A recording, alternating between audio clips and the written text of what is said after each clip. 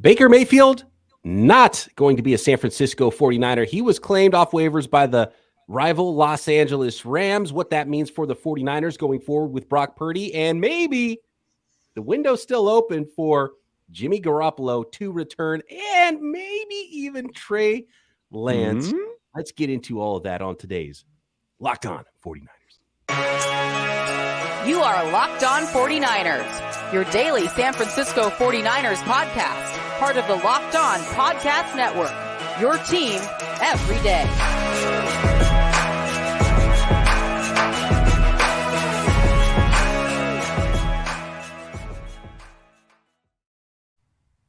Welcome to Locked On 49ers. Brian Peacock and Eric Crocker with you as always on this Winky Wednesday episode, joined in just 1 second by our good buddy, Nicholas Winkler. If you're watching us on YouTube, you can already see him on the screen. You know he's coming. I do want to let everybody know, though, that today's episode is brought to you by BetOnline. BetOnline has you covered this season with more props and odds and lines than ever before. BetOnline, where the game starts.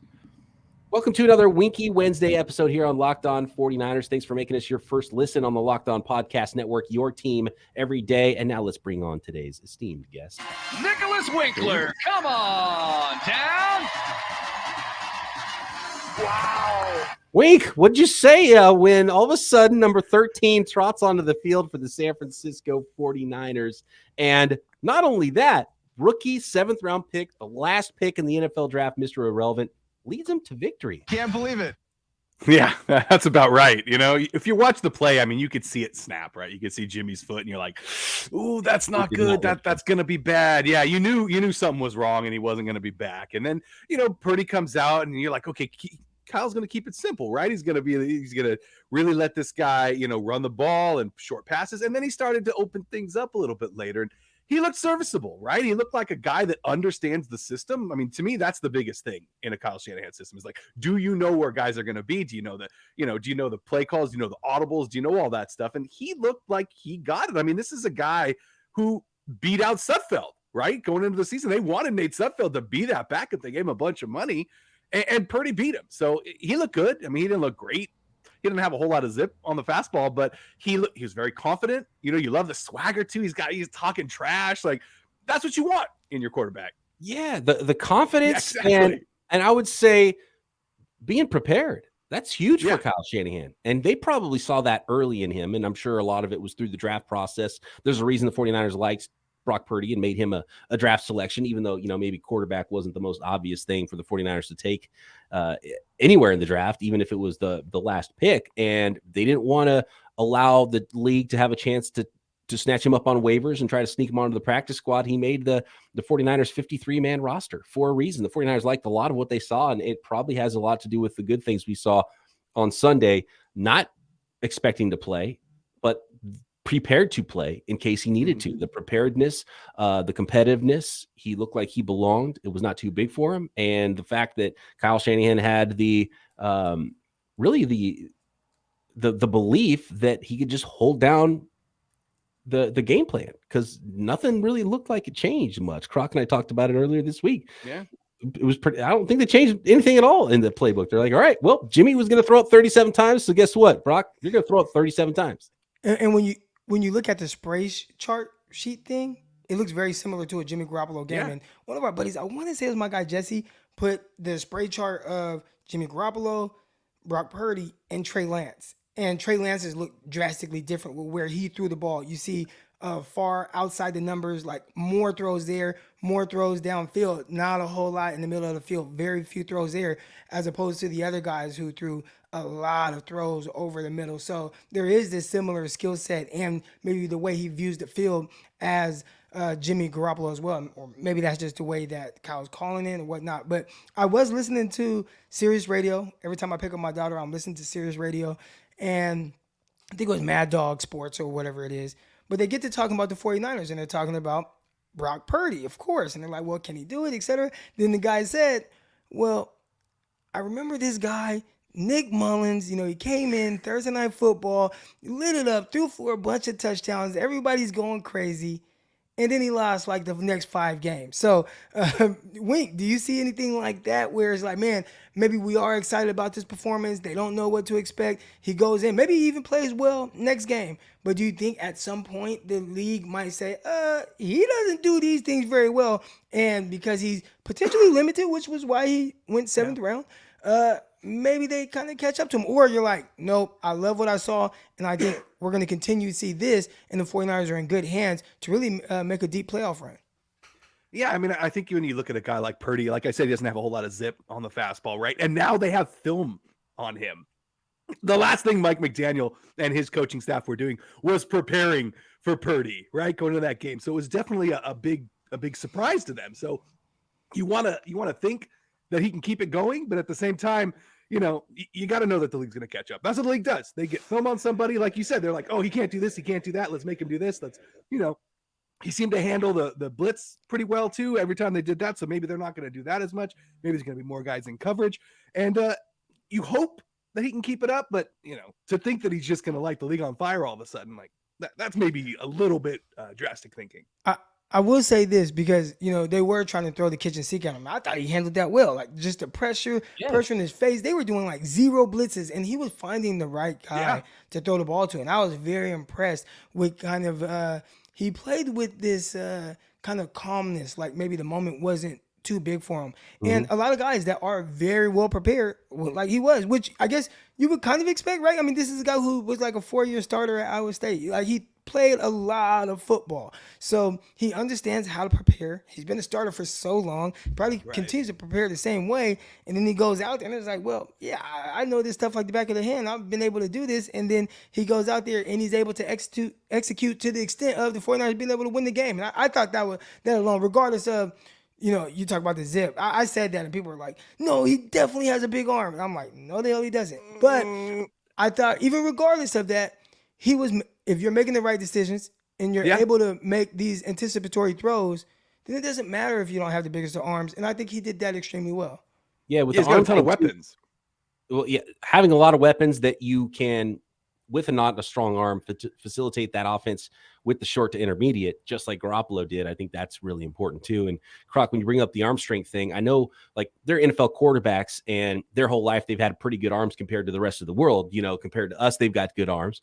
And you can throw the ball, 50 plus yards in the air, but how easy is it? How much does your accuracy wane the further the ball goes? We saw it with Tua. The balls, trying to get it down the field is not as accurate. Can you drop it in the bucket when you need to? Can you take stuff off? Can you really zip those deep throws? Because I saw your pro day, Croc, and you could throw the ball 50 yards in the air, right? So it's not like on a dot, on the move. and the athleticism. Can you beat Brock Purdy's 10-yard split, by the way? I looked at his web chart from the draft because I wanted to see, just how he stacked up against other prospects and see which prospects he compared to the best. His number one comparable prospect was Baker Mayfield, because they're both, just over 6 feet tall, 6'1", and ran, I think, almost identical 4.8 40-yard dashes, 4.84, something like that. So that was funny that was his number one comp. They play very different games, very different style, but I think just athletically, that was the nearest comparison for Brock Purdy. Baker Mayfield had a better arm, but there's a lot of, when it comes to arm and it comes to how you're built physically, the only thing that he was better than like 40th percentile, most of it was like 9th percentile, 1st percentile of, it was there wasn't a big web graph means you're very athletic. A small one means you're not super athletic compared to other guys. And his was all small except for one that was all the way up in the 90th percentile, which was 10-yard split. So explosive. He gets out of the block quick, and you can see him get out of the pocket quickly, right? And I don't think he's got tons of long speed to go make a bunch of runs, but he's functionally athletic in and out of the pocket. Yeah, and, there are certain metrics that people like to measure, especially kind of that 10, 20-yard split. That's most important for a lot of these positions when they are testing. How quick can they get out? And you see that kind of translate to his game, being able to spin out and just be explosive enough to kind of get away, free himself up to make a play on the move. We saw him do that several times in the game. We talk about the arm strength, and I think a lot of people, when you think of arm strength, they think of throwing the ball 50 yards in the air, but most people can do that, 50, 55 yards. Like, I can do that. But the things I can't do, I can't drive a deep in-breaking route with zip in tight coverage because I don't have that type of arm. Or I was watching Caleb Williams and I wasn't watching Caleb. Well, I actually was. I was at the game. But I was watching JT O'Sullivan's breakdown, and he showed Caleb Williams do this fake, and he just flipped this out, right?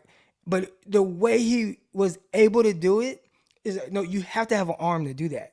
And it wasn't, I mean, it was maybe an 8-yard pass on third down or whatever, 7-yard pass. But he did it without even using his lower body. And Jimmy does this as well. Wow. Nice little zip on the intermediate throws. But Caleb, his feet were planted, and he turned sideways, dropped his elbow down, boom, and just fired a missile on the out. And I'm like, wow. And it was impressive enough for JT to see that as well. There are certain things that guys that do have the stronger arm, they can just do these things that you don't even know that you need to be able to do until you see someone else doing it. It's like, dang, that is kind of cool. And you got to play within yourself. And I think Brock Purdy does, at least so far, has done a good job of that, like playing within who he is. Yeah, a couple times he's tried to maybe there is a little playmaker-ishness to him, and a couple times maybe he tried to do too much, especially one time throwing back across his body late over the middle of the field. That could have been disastrous. Scary. He tried to drop a dime in tight coverage, but it was one-on-one. I like him taking that chance. He could have kind of thrown it over the top into the bucket to Ayuk, didn't throw it there. Could have thrown back shoulder, didn't throw it there either. He kind of threw it right into the inside where you don't want inside. And that's where you kind of see, okay, well, he can throw it that far, but does your accuracy wane? Can he throw it exactly where he needs to when he's trying to push it down the field? So we'll see what that ends up looking like for him. But I did like the footwork. My point was I did like the footwork goes into the preparedness, right? Like it looks like he is very prepared and puts in the work, which is the first thing you need to be able to do as an NFL quarterback. Yeah, especially like we said in that Kyle Shanahan offense. It's going to be interesting to see kind of what he puts together for Purdy, right? Going into this game and what kind of play, is it going to be, just what we saw going in this game, when he took over for Jimmy Garoppolo, or is it going to be a bunch of different things that we haven't seen yet that maybe they've been running in practice? The best thing I heard, though, after the game from anybody was from Fred Warner. I'm sure you guys talked about it when he's just like, look, the guy's been going up against the best defense in practice, like he's ready. Dude, and that's what Brock Purdy said, too. He's like, he's like, this week I got to run our playbook. Because he was playing the scout quarterback for the Dolphins, who comes from the same lineage of plays, right? So he's like, I kind of got to play our playbook against the best defense in the league. So I got to prepare pretty well for this week, even though he was the backup quarterback. Do you remember in training camp when a lot of people were like, Trey Lance, he's been inconsistent in camp. Then come to find out, it's like, well, he's going against the best defense in the NFL the whole time. Yeah. There was a lot of that too with some of the offensive linemen. It's like, oh man, Aaron Banks, I don't know if he's ever going to make it, and didn't play last year. And it's like, well, he's going up against the best defensive line in the league, so that's difficult. Going up against Kinlaw and Armstead, and whoever else, maybe some Bosa reps as well for the guard. So I think a lot of those training camp stuff, those reports you can take with a little. Not necessarily a grain of salt, because you want to see people compete against good players, because you're going to see good players in the playoffs. But the 49ers really caused the offense some problems in training camp for a reason. So, but Brock Purdy going to get the start this week. Probably start next week because Baker Mayfield ain't coming. Let's talk more about that. The Rams claim the 49ers non-claim of Baker Mayfield and Jimmy Garoppolo, the latest on his injury. Good news. He could maybe come back for the San Francisco 49ers in the playoffs. Can they get there? Next. Turo is the world's largest car-sharing marketplace. With Turo, you can book any car you want, wherever you want it, from a community of local hosts. Browse a huge selection of vehicles for just about any occasion or budget across the United States, the UK, Canada, Australia. For me, I booked up a Lake Tahoe trip, and guess what? It's snowing. So I got to be able to make sure I've got a 4x4, which I do not own, something that I can jam up in the snow when I head up to Lake Tahoe this weekend. By the way, if anybody's got the hookup on a place to stay up there that isn't ridiculously priced, let me know on that one, because I'm going to be driving in my Turo rented 4x4 up to Lake Tahoe in the snow, get a little skiing, get a little relaxation going. You can find a vehicle from a local host in your area for whatever you need to do. A spacious SUV or minivan for that road trip. Maybe a classic or luxury car for a special event or a holiday. An economy car, you just need, to get on a budget from point A to point B, or maybe test that new electric vehicle as well. See if that fits into your lifestyle. And many Turo hosts can even deliver a car right to you. Every trip is backed by liability insurance. Terms, conditions, and exclusions apply. Forget boring rental cars and find your drive at Turo.com. Thanks again, everybody, for making Peacock or Locked On 49ers your first listen today. For your second listen today, check out Locked On Sports Today. From the games that matter the most, the biggest stories in sports go beyond the scoreboard and behind the scenes with local experts and insights only Locked On can provide. Locked On Sports Today, available on this app, YouTube, and wherever you get your podcasts. And by the way, the latest 2 episodes of Locked On Sports Today featuring me talking about the Niners game, and then today featured me and my co-host on the Peacock and Williamson NFL show, Matt Williamson, talking about a number of things in the NFL. So make sure you check out Locked On Sports Today, because you might even get a little bit extra of us from time to time. All right, fellas, Baker Mayfield. Are you guys surprised that the 49ers did not put in a claim on Baker Mayfield? They wouldn't have gotten him anyways, because the Los Angeles Rams, who were ahead of the Niners in the waiver claim department on the waiver wire, did claim him. And it turns out the 49ers didn't even put in a claim. And it turns out nobody else put in a claim either, except for the Rams. The Rams are the only team in the NFL to put in a claim. And he might suit up in 2 days. They're playing Thursday night. It's Tuesday right now. He might play. That's how bad a shape the Rams are in right now, just in time to eliminate the Rams from playoff contention. I mean, you love the dumpster fire, right? As a 49er fan happening down there in LA, it's so fun to watch. And no, I'm not surprised at all that the 49ers didn't go after Baker Mayfield. I mean, the Josh Johnson thing was a no-brainer. I mean, this is a guy that's been, how many times has he been on the 49ers practice squad, right? I mean, this is a guy that we went over this yesterday. 4 times. This is the 4th time he's shown up on the San Francisco 49ers roster. Yeah. Right? I mean, it made perfect sense. And why would you go and get a guy like Baker Mayfield that this is a tough system to learn and you're going to try to get him involved in it? It's like, nah, you move on from that. He hasn't played well. He's had, one good season in the NFL, and you're going to chase that? Like, nah, I'm glad. Somebody threw it at me the other day. I was hopping on my buddy CK's radio show, and he just thought, okay, let me ask you, okay, Baker Mayfield. And I just said, nope, pass. Like, next question. I don't even want to talk about it. And if he's not going to play clearly better quarterback than anybody else on your roster, then you probably don't want a pain in the ass in your locker room, which it seems really like Baker Mayfield is. Maybe he's not that, but as far as his public persona and how other teams have treated him, second team in this calendar year that said, nah, we don't really want this guy around. I think that kind of tells you something. Croc was all about Baker Mayfield, but clearly he was out of his mind. Him and the Rams, that Baker, was it. Yeah, exactly. Croc in the ring. All about Baker, because I'm more worried about, I've just watched these 49 quarterbacks just continuously get hurt all the time. I feel like I can't go a season without guys not getting hurt. And this year we've seen multiple guys get hurt, right? Matter of fact, the Nick Mullins year, it wasn't just Nick Mullins. It was Jimmy Garoppolo got hurt early on. CJ Beathard had to take over. CJ Beathard got hurt. Then Nick Mullins had to come in. Like, we've seen multiple quarterbacks get hurt. And right now you're down to your third string. And do you do you have to prepare for it? One, you have to prepare for Brock Purdy not being good, right? Yes. There's a scenario where played awesome and then started to look like the last pick in the NFL draft, right? Like, there's a scenario where that is the case.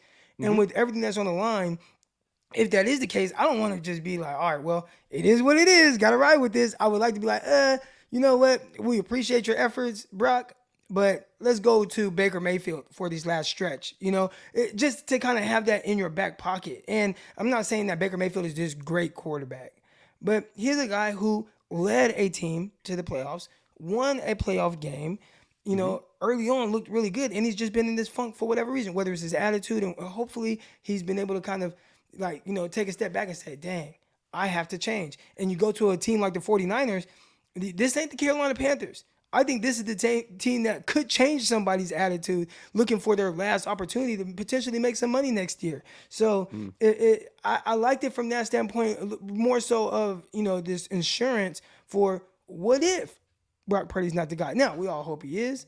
Think he played well, but is it sustainable? I don't know. But I do know, at the very least, Baker Mayfield could come in and have some baseline success with the weapons that the 49ers have and this defense and the experience.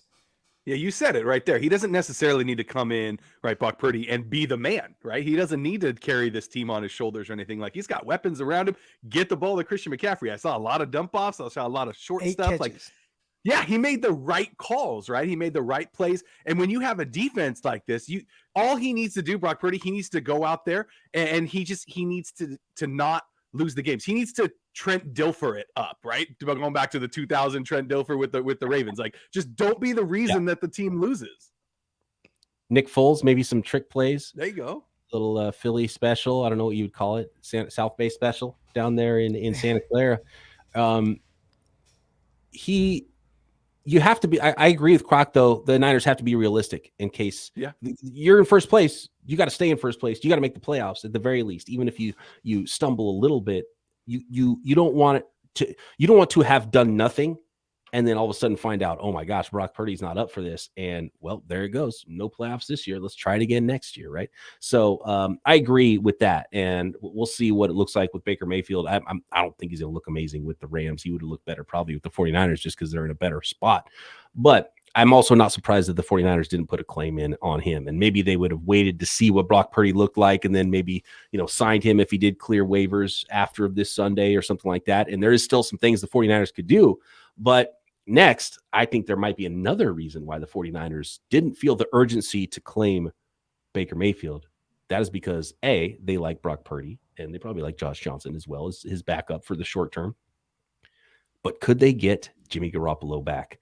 Could they get Trey Lance back during the playoffs? Let's get to that next.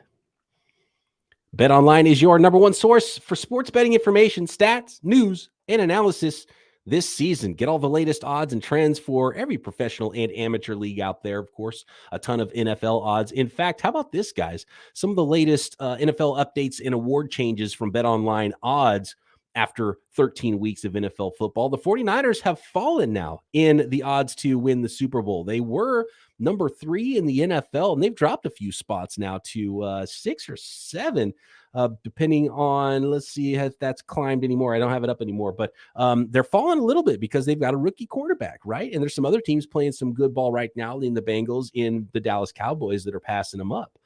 Defensive player of the year.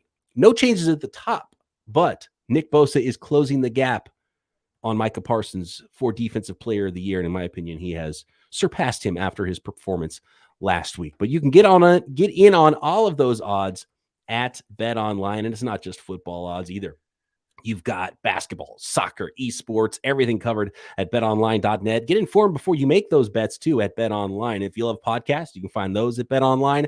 Always the fastest and easiest way to get your betting fix. Head over to the website today or use your mobile device to learn more at BetOnline, where the game starts. I think you got to kind of put a couple bucks in on Brock Purdy for Rookie of the Year, don't you guys? Because if he goes on a run right now, dude, a quarterback is usually who wins those types of awards. And all he has to do is quarterback for a few weeks on a playoff team, right? And then is that better than a full season of Cody Pickett on a team that's not going to make the playoffs and he hasn't looked amazing? So I don't know. Yes. This Brock Purdy story could go in a lot of directions. It could go nuts, but so huge what happens in the next 10 days. You're going against the GOAT, Tom Brady and the Buccaneers. They're not playing their best ball right now, even though they're in first place in the NFC South. This is the guy with the least amount of playing experience in the league that's starting this weekend versus the guy with the most experience in the league starting games, right? And then short week at Seattle Seahawks, probably for first place in the NFC West. That's going to be big. And the 49ers might have to really figure something out if Brock Purdy goes in the wrong direction over the course of the next 2 games. But I think the 49ers believe, and maybe this is part of the reason why they didn't put a waiver claim in on Baker Mayfield, that they're going to get Jimmy Garoppolo back. Good news coming from the latest checkups from Jimmy Garoppolo. It's not a Liz Frank injury in his foot, which would have been a longer recovery time. And the new recovery time looks like it's something like 7 to 8 weeks, which means middle of January. We're talking divisional round, NFC championship round, that Jimmy Garoppolo might be back and ready to play. And maybe the 49ers are like, look, we're going to get Jimmy back anyway. And guys, if you go back to September 19th, when Trey Lance had his surgery, 4 to 6 months. Where does 4 months land? Middle of January. Jimmy Garoppolo and Trey Lance could both be ready to go if the 49ers are able to get out of the first round of the playoffs with Brock Purdy in the game. Do you think that had anything to do with the 49ers' plans at quarterback, getting that little bit of knowledge yesterday on Jimmy Garoppolo and the good news there? I mean, I don't think it hurt, right? When you have the ability to get your guy back, when you're talking about Garoppolo, obviously you keep that window open. I mean, are they going to put him on IR? Because I think that's the big problem, right? Is that they only have 2 more spots for guys that can return. And you still got Kinlaw and you still got Mitchell, right? So that would make it 3. And then, there's also the Trey Lance stuff too. So you'd have to figure out a way who of those, 4 guys would you actually be bringing back? And does that go through the Super Bowl? Or does it end at the end of regular season? I assume it goes through the playoffs, and you could still bring people back from injured reserve. And I don't think there's like a new protocol that goes reset. Into but I would have to look that up. But I would think someone would have brought that up already with all the Garoppolo stuff in the last 24 hours. I'll go through the IR stuff right now. So Jimmy Ward has already returned. Jordan Willis has already returned. Elijah Mitchell's already returned once and is back on IR. Colton McKivitz has returned. Azeez Al-Shaair has returned. And Curtis Robinson has returned. Do you think the 49ers might be regretting bringing back Curtis Robinson from IR? Because, he's, special teams guy, doesn't really impact the defense at all as a linebacker. And he was actually inactive, I think, last week. Wasn't he a scratch anyway? So, I wonder if they wish they had one more return spot, because you can have 8, and they've used 6 of their short-term IR slots already this year. They have Javon Kinlaw out there, who Kyle Shanahan said this week could be ready to practice at some point soon. And then Elijah Mitchell, who they probably expect to get back before the end of the regular season, and at least for a playoff run. And then you have Trey Lance, who Kyle Shanahan has said he has been told. Here's the newest thing about Trey Lance that is interesting, and this is from Tim Kawakami. Tim Kawakami asked Kyle Shanahan straight up. He said, look, with Garoppolo's injury now, if there was any way Trey Lance could make it back by the playoffs, would you? And Kyle Shanahan had said, from what I've been told, no, he's not physically able to. If he could, hell yeah. But right now, I've been told no on that. But look, he's inquiring. It's in that 4-month. When it hits that 4-month mark, we've already seen Trey Lance throwing in pregame warm-ups next to the dudes. He's in street clothes. He's not able to play or anything like that, but he's walking around on his surgically repaired ankle, and he's moving around, and he's at least at hitting what he needs to be hitting in his rehab right now, maybe even be ahead of schedule. If he's ready to go and Jimmy's not, and Brock Purdy's not looking great, I wonder if Trey Lance could come back. I think it's much, much less likely that Trey Lance comes back, but that's tough though, right? It's like, hey, you've been out since September, but come back and save the season. You haven't practiced with the team. You haven't done anything. Let's go. Check this out. At this point, by the end of the regular season, Brock Purdy will have way more experience than Trey Lance in the NFL, and already had a ton more. Brock Purdy played more in just college by itself than he had more pass attempts in college than Trey Lance has ever had, including college, high school, and NFL combined. So Brock Purdy, after he plays a couple more NFL games, will just have period. And he's older, by the way, even though he's a rookie, will have more experience than Trey Lance. So if he plays well enough to be winning playoff games, I'd be surprised if Trey Lance is the one that comes back. But maybe in an emergency situation. Is he older than Lance? Yes. Yep. Lance is 22, Brock Purdy 23, I believe. Wow. Yeah. That's crazy. And the Niners need to make another move, right? They need to bring in another quarterback, like on the practice squad or something. Well, they do. So they brought in Jacob Eason to the practice squad. Yeah. He's kind of the reverse version of Brock Purdy, where he's like kind of raw and wild, but has a big arm. And he's already bounced around a little bit in his NFL career. And Jimmy Garoppolo is the interesting one, because it'll tell us a lot, I think, this week. And usually these types of things happen at the end of the week. They'll put guys on IR and then bring somebody in to replace them on the roster. But they already signed. I think it's official that they already signed Josh Johnson, and they didn't put Jimmy on IR to bring in Josh Johnson. So if Jimmy doesn't go on IR, they're telling you right there what they think. They're like, well, we're going to bring back our guys that we can bring back from IR, and we're not putting Jimmy on it because we want to be able to bring those guys back, and we'll just have Jimmy inactive, and we think he's probably going to come back. So that's something to watch later this week if Jimmy does indeed not go on injured reserve before the game Sunday. I mean, at this point, like whether it's Mr. Irrelevant, right? The last pick in the NFL draft as a rookie leads your team to the Super Bowl, or the redemption story, on again, off again, Jimmy Garoppolo. going and winning the ring. I feel like this story has to end with something crazy. This is the most nuts thing.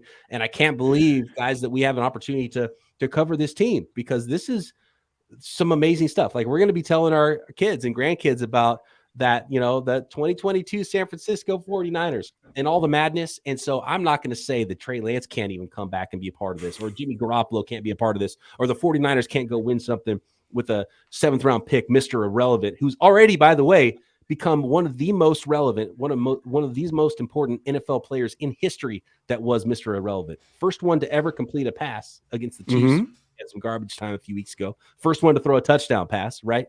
Like, Mr. Irrelevants haven't done a heck of a lot in NFL history. So he's already like the best Mr. Irrelevant in NFL history. It's crazy what's going on with this team right now. And so nothing will ever shock me with this team. I even tweeted out earlier today, guys, that we might see Trey Lance, Jimmy Garoppolo, and Brock Purdy on the field at the same time during the Super Bowl. Like that. This is we're entering some crazy territory here. Now, that part I think about, because you start talking about Trey Lance and his recovery. And I mean, if you're in the Super Bowl, is there a chance he suits up? Now, again, if you have a healthy like Jimmy, 5 months from Lance's surgery, like if he can come back and he's on the path and maybe a little early, that'll be right in the middle of that 4 to 6 month window. If there's other disastrous stuff that happens, it's not impossible. And Garoppolo will definitely be past the 8-week mark at that point, because that'll be even a couple extra weeks past the NFC Championship game, and which is around the 7-8 week mark. Yeah, from my understanding, he could come back around the divisional round. Now, I think people are looking at this team, but it's like you have to get to the divisional round, right? Got to get to the playoffs first. At the very minimum, Brock Purdy is going to have to get you to the playoffs and win one game.